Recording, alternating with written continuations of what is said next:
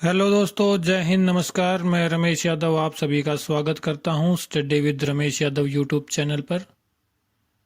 जो हमने current affair की सीरीज चलाई हुई है उसी को आगे बढ़ाते हुए आज की क्लास 28 मार्च 2024 का करंट अफेयर की क्लास होगी। उम्मीद करता हूं अभी तक जो क्लासेज हुई है आपको पसंद आई होगी। अगर क्लासेज पसंद आ रही है तो लाइक करें, शेयर करें, चैनल को सब्सक्राइब करें और कमेंट करके ज़रूर बताएं। और आपकी बहुत ही जल्द लाइव क्लासेस शुरू की जाएंगी, तो उसका प्रोसेस चल रहा है। स्टूडियो अभी लग रहा है, कोई इशू नहीं है उसका। तो आपके सहयोग की बहुत सख्त ज़रूरत है। कृपया अपने दोस्तों के पास, जो भी बच्चे तैयारी कर रहे हैं, देखो जो तैयारी नहीं कर रहा है उनके पास भेजने का कोई औचित्य नहीं है। जो तैयारी कर रहे हैं, जो पढ़ाई कर रहे हैं, कंपटीशन एग्ज़ाम की तैयारी कर रहे हैं, तो उनके पास ज़रूर से ज़रूर शेयर करें और उनको कॉल करके भी बोले कि एक बार आप विजिट ज़रूर करें। अगर पसंद नहीं आ रहा है तो डिसलाइक करें, कोई इशू नहीं है उस चीज़ का। अगर हमारे अंदर क्वालिटी होगी तो बच्चा हमारे पास अपने आप रुक जाएगा और कोई भी कंटेंट आपका छूटेगा नहीं। ये नहीं मत सोचना कि एक दिन क्लास नहीं हुई, 2 दिन क्लास नहीं हुई, क्योंकि सभी का एक पर्सनल जीवन भी होता है, पर्सनल लाइफ होती है, तो नहीं भी कर पाता कोई आदमी। तो मैं उसमें क्या है कि अगले दिन जब भी क्लास लेता हूँ, नेक्स्ट डे या उससे अगले दिन, तो उन पीछे के सभी दिनों की जो मोस्ट इम्पोर्टेंट क्वेश्चन होते हैं उनको मैं उस क्लास में लिख के चलता हूँ। तो आप इस चीज़ से निश्चिंत रहे। और अगर आप केवल और केवल मेरे चैनल को फॉलो कर रहे हैं तो आप निश्चिंत रहे, आपका करंट अफेयर का एक भी क्वेश्चन नहीं छूटेगा। तो आप कंटिन्यू रहें और ज़्यादा से ज़्यादा शेयर करें जो भी बच्चे तैयारी कर रहे हैं उनके पास। और आज के वीडियो की जो पीडीएफ है वो आपको मिल जाएगी, डिस्क्रिप्शन में उसका लिंक मिलेगा, आप वहाँ से डाउनलोड कर सकते हैं। तो चलिए शुरू करते हैं आज की क्लास। 28 मार्च 2024 का current affair. Point number 1, Myanmar में भारत के राजदूत नियुक्त किए गए अभय ठाकुर। तो करंट में है तो इम्पोर्टेंट रहेगा, इतना ज़्यादा इम्पोर्टेंट है नहीं क्योंकि राजदूत बदलते रहते हैं तो इतना इम्पोर्टेंट होगा नहीं। लेकिन म्यांमार थोड़ा अपना पड़ोसी देश है अपने भारत का, तो इसलिए थोड़ा सा इम्पोर्टेंट हो जाता है। तो अभय ठाकुर म्यांमार में राजदूत नियुक्त किए गए हैं। राजदूत क्या होते हैं? जैसे जहाँ पे विदेश में, जैसे हम अगर हम भारत के सापेक्ष में बात करें तो हमारे लिए म्यांमार विदेश है, तो वहाँ पे हम अपना एक आदमी बिठाएंगे कि भारत से कोई भी व्यक्ति आता है या कोई फैसले लिए जाते हैं भारत के सापेक्ष में, तो आप इनसे डील कर सकते हो। ये आपके रखवाले हैं एक तरीके से। और जो भी एम्बेसी होती है, एम्बेसी जैसे भारत की जो भी एम्बेसी होगी वो भारत के ही नाम से होगी वहाँ पे। वो उस ज़मीन पे म्यांमार का हक नहीं होगा। म्यांमार के कोई सैनिक उसमें घुस नहीं सकते, म्यांमार की कोई सेना वहाँ पे हमला नहीं कर सकती। और अगर राजदूत को वहाँ पे कुछ कहा जाता है तो सीधा सीधा समझा जाता है कि देश को बोला गया है ये। अगर राजदूत पे हमला हो गया तो ये समझा जाएगा कि देश पे हमला हो गया, तो युद्ध कर सकते हैं, कोई इशू नहीं है इस चीज़ का। तो आप समझ गए होंगे। चलिए जानते हैं इनके बारे में। वरिष्ठ राजनयिक अभय ठाकुर को म्यांमार में भारत का अगला राजदूत नियुक्त किया गया है। वह वर्तमान में विदेश मंत्रालय में विशेष कार्याधिकारी के तौर पर कार्यरत हैं। इसकी घोषणा 26 मार्च को विदेश मंत्रालय ने की थी। अभय ठाकुर भारतीय विदेश सेवा IFS इंडियन फॉरेन सर्विस के 1992 बैच के अधिकारी हैं, जिन्होंने भारत की 20 प्रमुख अर्थव्यवस्थाओं के प्रभावशाली समूह की अध्यक्षता के दौरान G20 प्रक्रिया के लिए सूस शेरपा उप प्रतिनिधि के रूप में कार्य किया था। तो आपको सिर्फ याद ये रखना है कि म्यांमार के अंदर इनको राजदूत बना के भेजा गया है। अगर म्यांमार का नाम आया है तो म्यांमार के बारे में थोड़ा बात कर लेते हैं। म्यांमार का पहले नाम बर्मा, जो बर्मा देश था उसी का नाम म्यांमार है अभी। तो राजधानी है नेपिडो और राष्ट्रपति हैं यहाँ के यू विन मिंट। और अगर भारत के अगर सापेक्ष में बात करें तो जो पूर्वी इलाके, पूर्वी जो हमारे राज्य हैं वो इसकी सीमा के साथ लगते हैं, जिनके अरुणाचल प्रदेश हो गया, नागालैंड, मणिपुर, मिजोरम, ये जो राज्य हैं इनकी सीमाएं म्यांमार के साथ लगती है। म्यांमार की अगर मुद्रा की बारे में बात करें, क्याट यहाँ की मुद्रा है। कई बार एग्जाम में पूछा जाता है कि मुद्रा क्या है म्यांमार की, तो क्याट यहाँ की मुद्रा है, तो याद रखना आप। तो चलिए आगे चलते हैं। पॉइंट नंबर 2, हंसा मिश्रा को यूपीएससी में निदेशक के रूप में नियुक्त किया गया। तो यूपीएससी आपको पता ही होगा, यूनियन पब्लिक सर्विस कमीशन, जो आईएएस, आईपीएस, आईआरएस जो भर्ती कराते हैं वो यूपीएससी के द्वारा ही कराया जाता है। चलिए जानते हैं पहले इनके बारे में, फिर यूपीएससी के बारे में डिटेल से बात करेंगे। 2010 बैच की भारतीय लेखा परीक्षा और लेखा सेवा की अधिकारी हंसा मिश्रा को संघ लोक सेवा आयोग यूपीएससी दिल्ली में निदेशक के रूप में नियुक्त किया गया है। तो इनके लिए इतना ही। यूपीएससी के बारे में बात करते हैं तो देखो, यूपीएससी का क्वेश्चन अक्सर एग्जाम में पूछा जाता है कि इसके डायरेक्टर कौन है, अध्यक्ष कौन है, निदेशक कौन है। तो आप ये याद रखना कि यूपीएससी के निदेशक हैं हंसा मिश्रा। और अगर यूपीएससी के बारे में बात करें तो एक संवैधानिक निकाय है, संविधान में इसका जिक्र क्या है पूरी डिटेल से दिया हुआ है। अनुच्छेद 315 से 323 तक यूपीएससी का ही जिक्र है। काम क्या करता है, विभिन्न परीक्षाओं का आयोजन कराता है। भाई जो भी संघ लोक सेवा आयोग की जो भी परीक्षाएं होती हैं उन सभी का आयोजन यूपीएससी के द्वारा कराया जाता है। मुख्यालय इसका सभी को पता होगा दिल्ली में है। और अगर इसके इतिहास के बारे में बात करें तो पहले तो ये एग्ज़ाम इंडिया में होता भी नहीं था। जब भारत अंग्रेज़ों का गुलाम था तो ये सबसे पहले एग्ज़ाम लंदन में शुरू हुआ था, इंग्लैंड में। इंग्लैंड की राजधानी लंदन है, तो वहाँ पे ये शुरू हुआ था एग्ज़ाम। 1854 में एक आयोग बना था, 1855 में एग्ज़ाम शुरू करा दिया गया था। पहले वैसे ही भर्ती करते थे कि भाई हाँ भाई ये अंग्रेज़ है तो इसको आईएएस लगा देते हैं, ये भारत का है इसको कोई अगर सरकारी लगाएंगे तो भी बहुत नीचे पोस्ट पे लगा देते थे। लेकिन बाद में 1854 में सिविल सेवा आयोग की स्थापना हुई थी लंदन में, और आज 55 में एग्ज़ाम शुरू करा दिए थे। तो भारत के जो सबसे पहले व्यक्ति थे जिन्होंने एग्ज़ाम क्लियर किया था 1964 में, रविंद्रनाथ टैगोर के भाई थे सत्येंद्रनाथ टैगोर। 1964 बोल गए मैं, सॉरी, 1864 में। 1864 में सत्येंद्रनाथ टैगोर ने सबसे पहले सिविल सेवा परीक्षा में सफलता प्राप्त की थी। तो ये भी मोस्ट इम्पोर्टेंट रहेगा कि लोक सेवा आयोग के परीक्षा को पास करने वाला पहला भारतीय कौन था, तो सत्येंद्रनाथ टैगोर थे। फिर बाद में 1922 में इसको भारत में भी शुरू कराया गया परीक्षा को। सबसे पहले इलाहाबाद में शुरू कराया, फिर उसके बाद दिल्ली में शुरू करा दिया गया था। और जो हमारे सुभाष चंद्र बोस जी थे वो भी एक आईएएस ऑफिसर थे, आप याद रखना उनके बारे में। आईएएस ऑफिसर थे वो भी, कोई छोटे मोटे आदमी नहीं थे। चलिए आगे चलते हैं। पॉइंट नंबर 3, LIC दुनिया का सबसे मजबूत बीमा ब्रांड। तो दुनिया का सबसे मजबूत बीमा ब्रांड बन गया LIC। क्यों बन गया है भाई? LIC कौन कराता है? आम आदमी LIC कराता है, अपने पैसे यहाँ पे जमा कराता है कि भाई कल को मेरे को कुछ हो गया तो मेरे को इतने धनराशि मिल जाए, मेरे बच्चों का गुजारा हो जाए।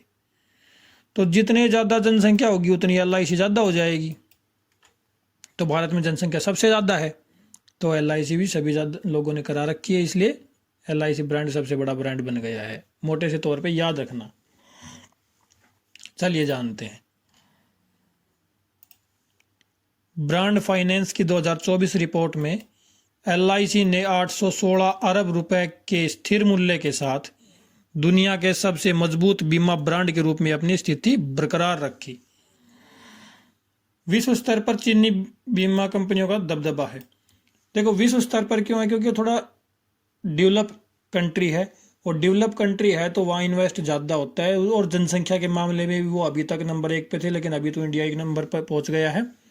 तो इसलिए चीन की कंपनी आगे है, बाकी अब LIC आगे हो ही गया है, पीछे जाएगा ही नहीं किसी प्रकार से। तो LIC आपको पता होगा एक सरकारी निकाय है, भारत की सरकार का स्वामित्व है इसके ऊपर। स्थापना 1956 में इसकी स्थापना हुई थी, मुख्यालय मुंबई में है, और इसके अध्यक्ष हैं सिद्धार्थ मोहंती। इम्पोर्टेंट रहेगा, सिद्धार्थ मोहंती जरूर याद रखना आप। मुख्यालय याद हो ही जाएगा भाई, मुंबई में है, क्योंकि मुंबई ही आर्थिक राजधानी है भारत की।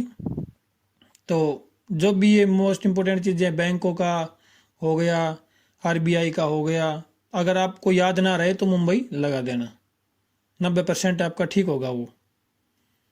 तो चलिए आगे चलते हैं। पॉइंट नंबर 4,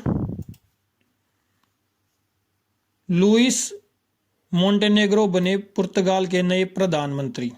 तो पुर्तगाल के नए प्रधानमंत्री बने हैं लुइस मोंटेनेग्रो। तो इतना याद रखना है, ज़्यादा याद नहीं रखना। पुर्तगाल का जिक्र आया है तो पुर्तगाल के बारे में बात करेंगे, पहले इनके बारे में जान लेते हैं। पुर्तगाल में 8 वर्ष के समाजवादी शासन के बाद केंद्र दक्षिणपंथी डेमोक्रेटिक अलायंस के नेता लुइस मोंटेनेग्रो को नए प्रधानमंत्री के रूप में नियुक्त किया गया है। हालांकि उनकी अल्पमत सरकार को दूर दक्षिणपंथी चेगा पार्टी के साथ गठबंधन करने से इनकार करने के कारण चुनौतियों का सामना करना पड़ रहा है। तो भाई इनको पूर्ण बहुमत नहीं मिला है, लेकिन आपको पता ही होगा कि प्रधानमंत्री की नियुक्ति कौन करता है। तो प्रधानमंत्री की नियुक्ति जो उनको शपथ दिलाते हैं वो राष्ट्रपति दिलाते हैं प्रधानमंत्री को शपथ। तो राष्ट्रपति के हाथ में है कि राष्ट्रपति उठा के किसी को भी प्रधानमंत्री बना सकते हैं, चाहे वो लोकसभा का मेंबर हो ना हो, उनकी पार्टी मेजोरिटी में हो ना हो, लेकिन उनको फिर बहुमत साबित करना होता है, वो एक टाइम होता है। अगर आप MP नहीं हो और आपको प्रधानमंत्री बना दिया जाए तो 6 महीने का टाइम होगा, आपको कहीं से भी इलेक्शन जीत के आना पड़ेगा। वो पॉलिटी पढ़ाएंगे तो उसमें डिटेल से सभी चीज़ें बताई जाएगी। तो राष्ट्रपति बनाते हैं भाई प्रधानमंत्री, वो उनको न्योता देती है पार्टी। जो भी लोकसभा अध्यक्ष होते हैं, लोकसभा के जो मुखिया होते हैं, वो उनको न्योता देते हैं कि भाई आप इनको प्रधानमंत्री नियुक्त कीजिए। बहुमत दल के नेता को ज़्यादातर प्रधानमंत्री बनाया जाता है। वो पूरे डिटेल से हम पॉलिटी में पढ़ाएंगे, अभी मैं समझा नहीं सकता आपको पूरी डिटेल। तो उनकी पार्टी अगर बहुमत में भी नहीं है तो इनको प्रधानमंत्री बनाया जा सकता है, कोई इशू नहीं है। मैं इतना समझाने की कोशिश कर रहा था आपको। तो पुर्तगाल का जिक्र आया है तो पुर्तगाल के बारे में बात कर लेते हैं। पुर्तगाल की राजधानी लिस्बन है और छोटा सा देश है, बिस्के की खाड़ी के पास पड़ता है, उत्तर अटलांटिक महासागर के साथ इसकी सीमा लगती है। और राष्ट्रपति मार्सेलो रेवेलो यहाँ के राष्ट्रपति। पुर्तगाल के बारे में अगर और बात करें तो पुर्तगाल के साथ तो हमारा पुराना इतिहास रहा है। सबसे पहले यूरोपियन जो आए थे वो पुर्तगाली आए थे भारत में। 1498 में वास्को डी गामा जो भारत पहुंचा था तो वो पुर्तगाली ही था। वैसे तो सबसे पहले कोलंबस पता लगाने निकला था भारत के रास्ते के लिए। देखो कई बार कई टीचर भी बोल जाते हैं और कई किताबों में भी ये गलत लिखा हुआ है कि भारत की खोज किसने की थी। भारत की खोज कौन करेगा, भारत तो बहुत पहले से है, रामायण महाभारत के समय से है भारत। तो भारत की खोज कौन करेगा। भारत का लेन देन भी था उस टाइम पे, व्यापार था पुर्तगाल के साथ भी, यूरोपियन देशों के साथ भी था, लेकिन भारत के रास्ते की, समुद्री रास्ते की, भारत के समुद्री रास्ते की खोज किसने की थी, ये पॉइंट बिल्कुल सही होगा, वास्को डी गामा ने की थी। वास्को डी गामा ने भारत के समुद्री रास्ते की खोज की थी। वास्को डी गामा 1498 में आया था। उससे पहले कोलंबस निकला था भारत का पता लगाने के लिए 1487-88 में, और वो गलती से पहुंच गया अमेरिका। तो अमेरिका की खोज, बोले भाई अमेरिका के रास्ते की खोज किसने की, तो कोलंबस ने की। ये भी कई बार क्वेश्चन पूछ लिया जाता है। तो वास्को डी गामा 1498 में भारत पहुंचा था। कालीकट, कालीकट है हमारे भारत में, मालाबार जो हमारा एरिया है वहाँ पे कालीकट है। तो वहाँ पहुंचा था जहाँ जिमोरिन नाम के राजा ने उनका स्वागत किया था। उनका सरनेम था, उनकी उपाधि थी जिमोरिन। तो उन्होंने उनका स्वागत किया था। और वास्को डी गामा 1499 में वापिस लौटा था। तो काली मिर्च भर के ले गया था वो बहुत ज़्यादा, और बताया जाता है कि उसने 100 गुना दाम पर, भाई यहाँ से अगर 1 रुपये का खरीदा तो पुर्तगाल में जाकर 100 रुपये का बेचा। 100 गुना दामों पर वो मसाले बेचे थे। तो ये जब आए थे तो मेनली मसालों का व्यापार करने के लिए आए थे। सबसे पहले मसालों का व्यापार, उसके बाद और भी व्यापार करने लगे, और फिर मैटर ही बदल गया था, आपको पता ही होगा। चलिए आगे चलते हैं, लंबा हो जाएगा। पॉइंट नंबर 5, भारत का न्यूनतम वेतन से जीवन निर्वाह वेतन में परिवर्तन। भाई अभी तक बोला जाता था कि न्यूनतम वेतन, अब उसको बोला जाएगा जीवन निर्वाह वेतन। तो लगभग 170 रुपये के समथिंग है भारत का न्यूनतम जो वेतन है पर डे का। भारत ने ILO से सहायता मांगते हुए 2025 तक न्यूनतम वेतन को जीवन निर्वाह वेतन में परिवर्तित करने की योजना बनाई है। शिक्षा और स्वास्थ्य जैसी आवश्यक बातों को ध्यान में रखते हुए जीवन यापन मजदूरी के सभ्य जीवन स्तर सुनिश्चित करती है। देखो आपको पता ही होगा, ज़्यादा पैसे कमाएगा तो ज़्यादा चौचले होंगे उस आदमी के। आज भगवान को उतना ही देना चाहिए जितना आदमी अपना गुजारा कर सके। तो सही है भाई, जीवन यापन करने के लिए जो एक्चुअल में जो बताया गया है वो यही बताया गया कि भाई मैं भी भूखा ना मरूं और मेरे घर जो साधु आए वो भी भूखा ना मरे। एक्चुअल में तो उतना होना चाहिए, लेकिन आज का टाइम भूख इतनी लगी हुई है कि भैया आने दो, बस अनलिमिटेड आने दो। दिन रात आदमी भाग रहा है, लेकिन किस चीज़ के पीछे भाग रहा है ये किसी को नहीं पता। चलिए भाई, तो इसका नाम बदला जा रहा है, न्यूनतम वेतन से इसका नाम क्या हो जाएगा, जीवन निर्वाह वेतन। ये इंपॉर्टेंट रहेगा, आपको ये याद रखना है। आगे चलते हैं, पॉइंट नंबर 6। गुजरात राज्य के शिक्षा मंत्री ने शिक्षा सुधार की शुरुआत की। तो शिक्षा सुधार की शुरुआत की है गुजरात के राज्य मंत्री ने, गुजरात राज्य के शिक्षा मंत्री ने, सॉरी गलत बोल गया था। जानते हैं इनके बारे में। गुजरात के शिक्षा मंत्री प्रफुल्ल पंसेरिया ने सूरत में ऑनलाइन लर्निंग प्लेटफॉर्म शिक्षा रिफॉर्म लॉन्च किया। देखो इनका मेनली मैं बता देता हूँ कहने का मतलब क्या है। इनका कहने का मतलब ये है कि जैसे जैसे टेक्नोलॉजी बढ़ती जा रही है उसी प्रकार से ई शिक्षा दी जाए। अब अगर आप भी पढ़े होंगे और हमारे टाइम में भी हमने पढ़ा था, तो अगर हमने टेक्निकल कोई चीज़ पढ़नी है भाई, अगर मैकेनिकल से मैं यही एक मोटी सी चीज़ ले लेता हूँ, अगर मेरे को डीजल इंजन का मैकेनिक बनना है, डीजल इंजन का मैकेनिक बनना है तो उसके लिए ITI या BTech करना होगा। BTech में गए तो वहाँ डीजल इंजन दिखाएंगे भी नहीं आपको कि डीजल इंजन होता क्या, आपको सिर्फ बुक्स में पढ़ा दिया जाएगा भाई, उससे वो हो गया, वो इंजीनियर बन गया भाई, डीजल इंजन का इंजीनियर है ये। उसको डीजल इंजन के एक पार्ट का असलियत में नाम नहीं पता, हाँ वो डेफिनेशन बता देगा बिल्कुल। तो इसको थोड़ा चेंज किया जा रहा है कि भाई जिस हिसाब से टेक्नोलॉजी बढ़ रही है उसी हिसाब से ही शिक्षा बढ़नी चाहिए। तो मेनली इनका मोटिव ये है गुजरात का। आगे आप बिल्कुल मत पढ़ना, इसमें बहुत सी चीज़ें ऐसी लिखी हुई है कि आप कंफ्यूज हो जाओगे कि ये क्या चीज़ है। तो मैंने आपको नॉर्मल वे में बता दिया है। तो शिक्षा सुधार की शुरुआत किन्होंने की है, गुजरात राज्य ने की है। गुजरात की राजधानी गांधीनगर है, राज्यपाल आचार्य देवव्रत और मुख्यमंत्री भूपेंद्र भाई पटेल हैं। सबसे बड़ा शहर अहमदाबाद सबसे बड़ा शहर है। चलिए आगे चलते हैं। पॉइंट नंबर 7, नीरज चोपड़ा बने एवरीडे के नए ब्रांड एम्बेसडर। भाई ब्रांड एम्बेसडर क्या होते हैं? जो ब्रांड का प्रमोशन करते हैं उनको ब्रांड एम्बेसडर बोला जाता है। तो एवरीडे आपको पता ही होगा सेल बनाती है जो कंपनी, जो घड़ियों में डलते हैं। पहले रेडियो आते थे तो रेडियो ये एवरीडे के सेल बहुत प्रसिद्ध थे उस टाइम पे, सबसे ज़्यादा सेल एवरीडे के चलते थे।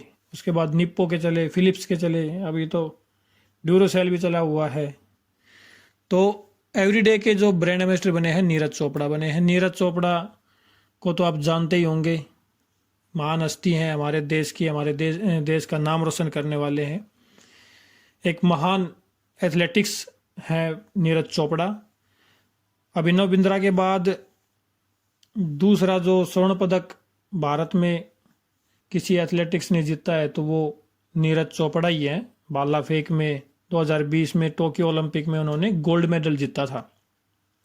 हरियाणा से संबंध रखते हैं ये। और अगर महिला की बात करें तो कर्णम मल्लेश्वरी ने भारोत्तोलन में स्वर्ण पदक सॉरी बोल गया मैं, पहला पदक जो महिला कोई अगर किसी भी महिला के द्वारा जीता गया पहला पदक था भाई वो। उसके बाद तो कई महिलाओं ने, मैरी कॉम हो गया और साइना नेहवाल, इन लोगों ने जीत लिया है। तो कर्णम मल्लेश्वरी ने कांस्य पदक जीता था सिडनी 2000, सिडनी में एक ओलंपिक हुआ था सन 2000 में, तो उन्होंने भारोत्तोलन में कांस्य पदक जीता था। तो कोई भी पदक जीतने वाली पहली भारतीय महिला कर्णम मल्लेश्वरी थी। स्वर्ण पदक जीतने वाला पहला भारतीय व्यक्ति, तो पहला भारतीय व्यक्ति अभिनव बिंद्रा थे, आपको पता ही होगा। उन्होंने 10 मीटर एयर राइफल में ये खिताब जीता था। और दूसरे जो है हमारे नीरज चोपड़ा है। तो नीरज चोपड़ा थोड़ा करंट में है तो आप थोड़ा याद कर लेना। तो कैसी लगी आज की क्लास कमेंट करके ज़रूर बताएं। अगर क्लास अच्छी लगी तो आप लाइक करें, शेयर करें, चैनल को सब्सक्राइब करें और थोड़ा सहयोग दें। बार बार मैं आपसे रिक्वेस्ट कर रहा हूँ, क्योंकि आदमी डिमोटिवेट भी होता है। अगर कुछ आगे बढ़ता ना दिखे तो उसको लगता है छोड़ो यार इसको, आगे कुछ देखते हैं। तो मैं आपके लिए इतना कुछ कर रहा हूँ तो थोड़ा आप मेरे लिए भी करें, इतना ही कहूँगा। बाकी आप समझदार हो। आज के लिए इतना ही, फिर मिलते हैं। क्लास देखने के लिए आपका बहुत बहुत धन्यवाद। Thank you very much.